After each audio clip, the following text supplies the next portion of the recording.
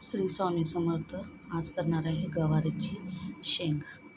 कांदा, टोमॅटो, कोथिंबीर, लसूण, काळं तिखट, चवीनुसार मीठ आणि हळद.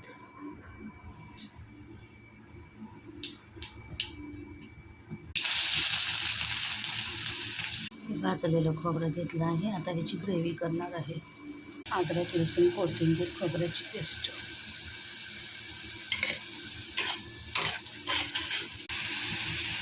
काळं तिखट, हळद. मसाला छान परतून घ्यायचा. गवारीची शेंग टाकायची. चवीनुसार मीठ. तयार झाले आहे गवारी शेंग. आवडल्यास नक्की लाईक सबस्क्राईब करा. मस्त खास असतं.